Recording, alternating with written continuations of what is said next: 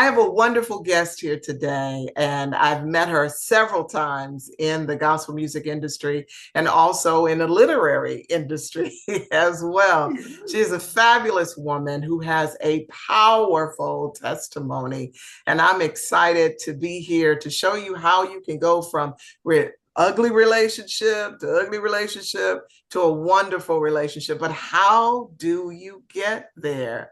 Well, my friend Pamela and Adams, I want to say Anderson, boy, I wonder why. All right, my friend Pamela Adams is here today, and we're excited to hear of her testimony. How you doing, Pam?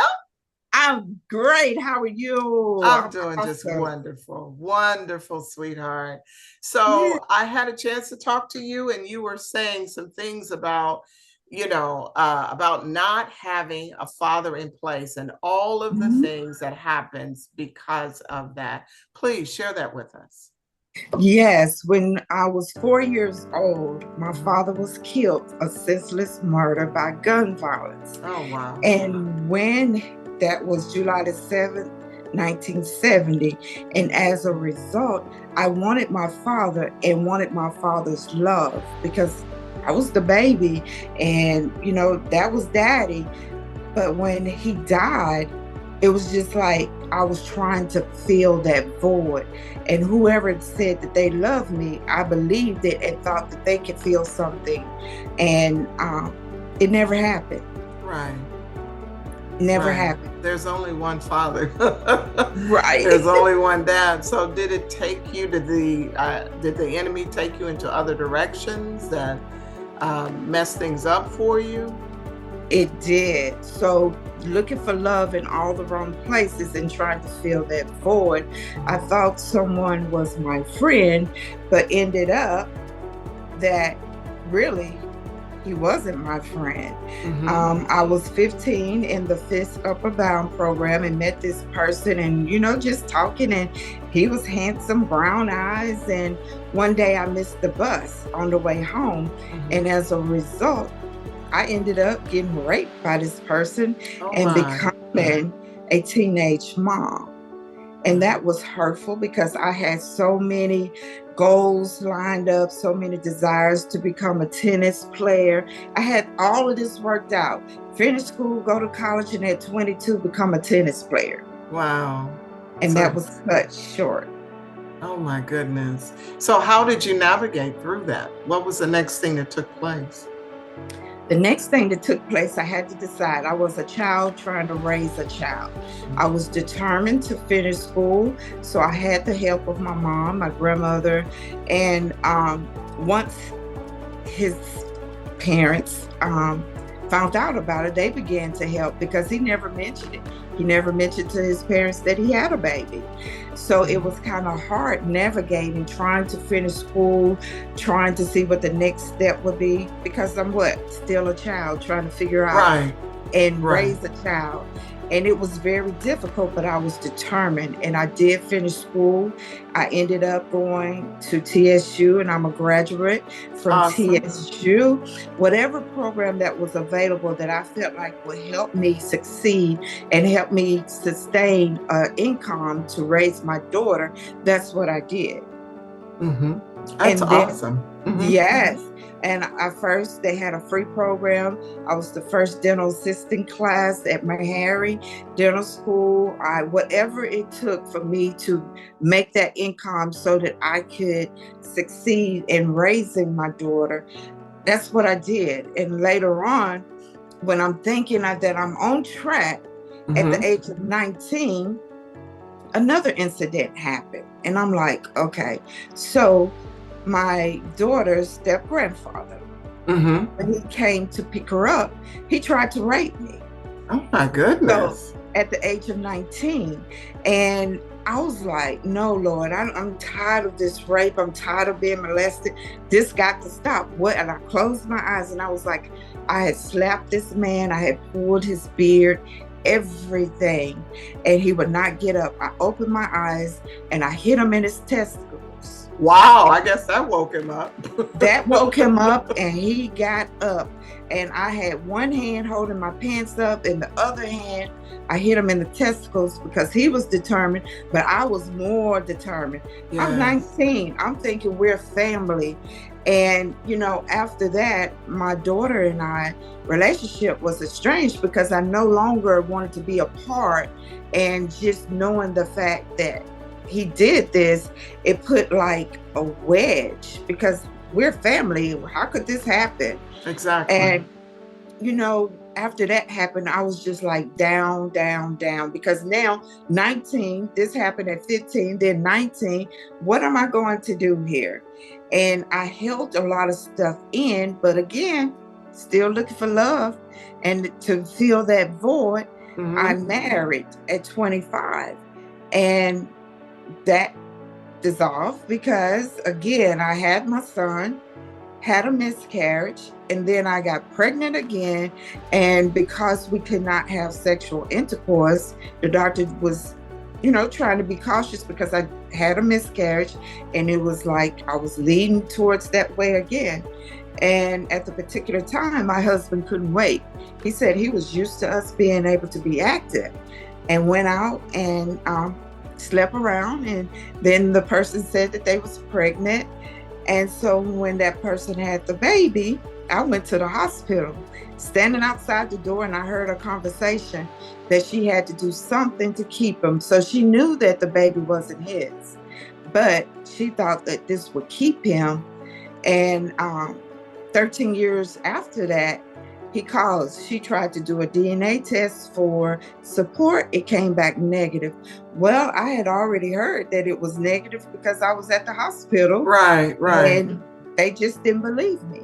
So that marriage dissolved. And again, looking for love in all the wrong places, Mm, I remarried. But this time, the kicker is I met the person and we became friends, but okay. I wouldn't allow anybody to come to my house. And I'm thinking, I see this person every day. Hmm. But as the days go by, get out every day to work. And I was like, okay, well, everybody needs love, and I'm looking for love. And so surely this will be a match. Right. Not, Turns out not to be. Wow. not to be. It was a lot of mental, physical, and verbal abuse. Abuse. And Wow. to where the last time when it was that Sunday, I was over the musical, Hmm. and we got into an argument because he wanted to drive separate cars. And I'm like, we married, we went to church together this morning in the same car. Why you want to, go in separate cars? And he was determined, and I kept asking questions. One thing led to another. He picked me up and slammed me to the floor. Oh And my. yes, and my kitchen floor at the time was brick. So it severed my leg, and my leg was just dangling. I had to, like, slide myself over to the cabinet, open it to try to pull myself up because I couldn't get up. He ran out the house and left, and there I was just laying there. And I finally made it outside to the car to the hospital. But when I arrived there, I couldn't park anywhere but in the back of the emergency room because I couldn't walk. I had to Right. like drag myself and hop. So when I did get into the room, they asked me all of these questions, and I'm excited because one of the questions was, did you play sports? And I'm like, yes, I played basketball, I ran track, I did the hurdles, I did the shot put. And he said, no, I'm asking if you play any sports now. And I was Wow. like, no.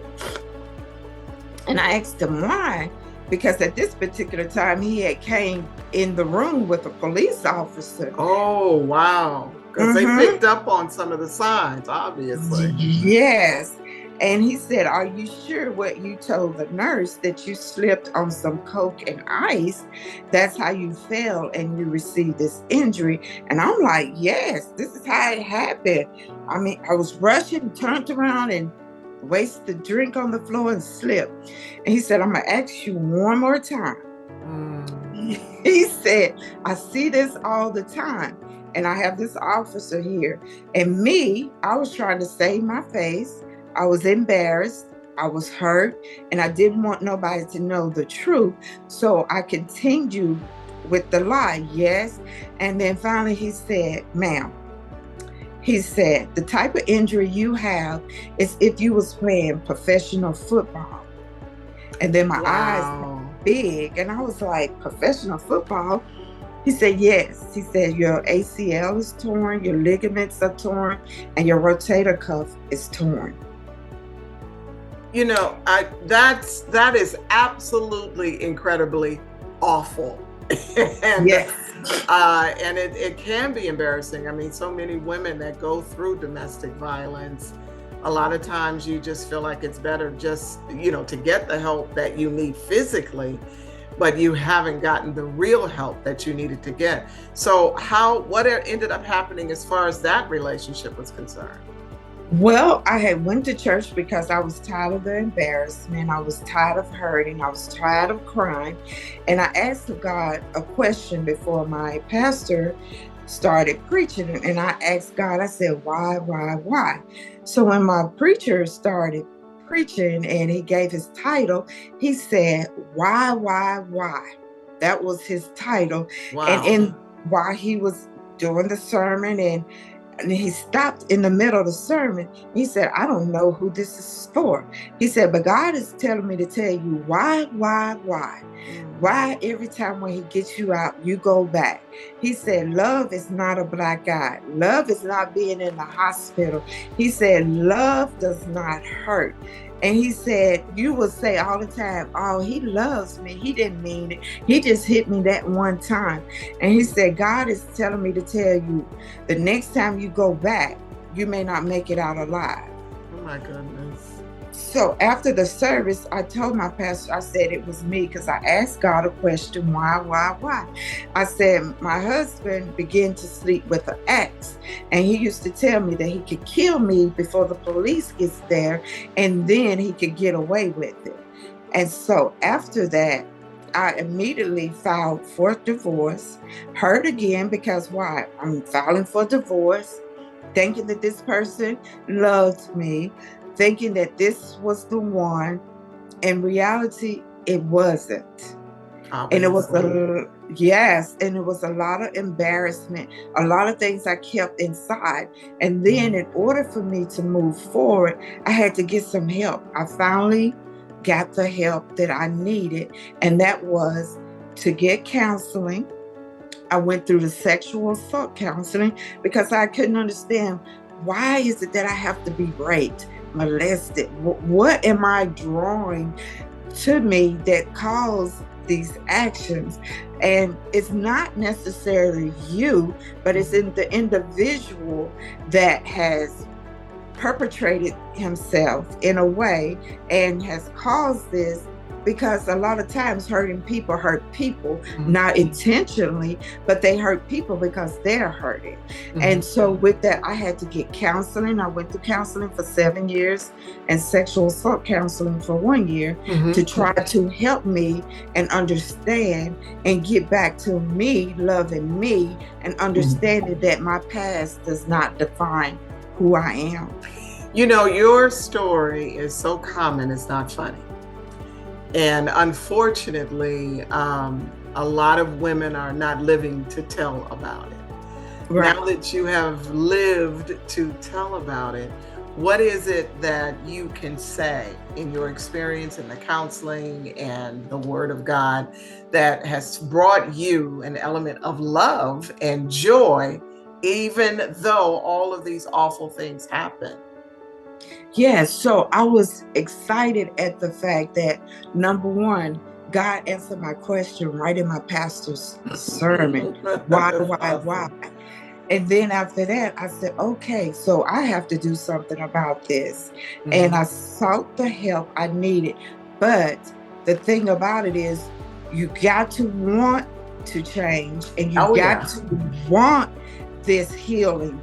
And I wanted the healing, and I wanted to get enough information to where, okay, Pam, it's not you. but understand why Pam made the choices that she made. Right. And the bottom line and the foundation of everything was I lost my father at 4, and I wanted my father's love. And Mhm. looking for that, you would think whoever says that they love you or show interest, that that's it. But you got to take a look at self and Right. understand and know your worth. I'm worth it. Absolutely. I'm worth it. I'm not a punching bag. I am Amen. beautiful. God made me. I am fearfully and wonderfully Wonderfully made. made. Yes. I am somebody. And Yes. so I had to take steps to learn to love myself and Mhm. understand that I'm still alive. I still have my vision. When I got raped and I said no, he hit me in my mouth. And I thought I had lost my front tooth. And for a while, I couldn't eat because I was afraid that my tooth was going to come out. Wow. But it wasn't until 2011 when I finally released everything, because in the midst of all of this in 2006, I lost my mom. So that made Oh. it even more, because who will I run to or who can I cry to Yes, now? yes, yes. So, So you have had a lot of things to happen to you back yes. to back to back to Mhm. back. Yet when I look at you and when anyone else looks at you, they're like, they would never know all of this. So how did the Lord just really infiltrate through all of this to bring you the joy that you have today? I am worth it. So when I continue to go to church, and he would continue to instill in me, when I say instill in me, to love myself, have faith, pray, read the word, know it for yourself, be mindful, watch out for everything that glitters, because everything that glitters is not gold. Know your surroundings and just know that it is somebody for you, but you have to do it in God's timing. And when I say God's timing, you just can't, you have to be equally yoked. And when I say Amen. equally yoked, Amen. you can't go out and think that you can get, excuse me, a stripper and Mm. think that everything is going to be okay. Because while he's stripping, you got to remember, he's stripping in front of who? Other females. So you got to know and wait on God and understand that you do have a purpose. What is my purpose? And it's to reach back and help someone else get out of a situation that they feel that they just cannot. And I had to pray a lot. I had to fast a lot to understand my worth and to love me. And it's okay if it happened. It's not okay, but it is, because I'm still alive. And when I smile, people, they don't really know the hurt that's behind the smile. So that's why I decided to move forward with writing it down. And everything that I have said today, I have taken a polygraph test in July of 2019 because I wanted to write a book. And he gave me that polygraph test 3 times. And I was like, why is this man asking me all these different questions? I don't tell him. He said, ma'am, he said, you have passed all 3 times. He said, everything that you have said about the rape, when you was 19 with your daughter's step grandfather, all of this is true. Said, so, you know, and he sent it in an email, and I was reading. I was like, wow, because for so long, people are in denial. And that's the thing that you have to get. Some people are going to be in denial. It didn't happen. And I knew that it happened. And so that's why I had to have this polygraph test, so that when I put it in a book and it's almost done, it hopefully will reach back and help somebody else to know that physical, verbal, and mental abuse is no type of marriage. It is not worth it. It would drain you. It would lead you to sickness. And if you have kids involved, it makes it worse, because now you're trying to protect. I tried to protect my daughter. However, because if one it's doing something structurally. Like if you take out your toys, I feel like you should put your toys back. Right, Grand- right. Grandparents didn't feel like that. Yeah, Grandparents wanted to go behind and pick up, and right. so it caused a division. It was hurtful Yes, because I was brought up, you get up in the morning, first thing you do is clean yourself up, brush your right, teeth, put your right. clothes on. On Saturdays, you had to clean up, you had to do your laundry. So Yeah. that was the way that I was brought up. But then when I Uh-huh. tried to instill that in my first child, it caused the friction because why? She was the first grandbaby, she was a Yeah, girl. yeah. So that she got away with stuff, but when she was with me, she didn't. Yeah, but overall, the thing is, you still have time to build that relationship, and you Yes. still have time to grow together. And sometimes when you grow up one way, and another child that you have, and Mhm. different circumstances, and in spite of all of the circumstances and the things that you have gone through, I must applaud you because you have written a book, and when that book comes out, I'm sure the joy that people Yes. will find that you have persevered, and Yes. they will be able to recognize that when they read the book. This is Yes. so awesome, Pam. Pam, Yes. thank you so much for sharing your story Yes. with us. We really appreciate it, and I am looking forward to seeing that book, and I'm sure other people are too. Did you have a title for it? Yes. The title is My Secret is Out. I am a strong and brave woman, feeling fierce and fabulous. And I want people to know that a quitter never wins and a And a winner winner never never quits. quit. So I had to keep going despite all the obstacles that I went through. I had to keep going. And I'm so super, uber duper excited that I continue to get my education. I'm Mhm. a dual realtor in Tennessee and Georgia. I'm a Amen. notary, and I've been Amen. a nurse for 14 and a half years. So you can survive and get through this. It's up to you and your mindset. You can do. Amen. Amen. It's the mindset. That's what I'm talking about. Yeah. Nobody would ever know that you went through all of this and all of the things that you accomplished, regardless of the circumstances.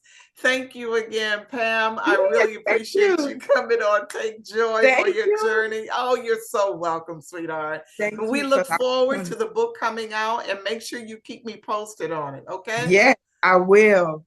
Awesome, awesome. Yes. And thank you all for tuning in to Take Joy on Your Journey. And I pray that you find it every situation that you ever run into, that you recognize that your joy comes from the Lord. Hey, I'm your host, Crystal Joy, and I'll see you next time.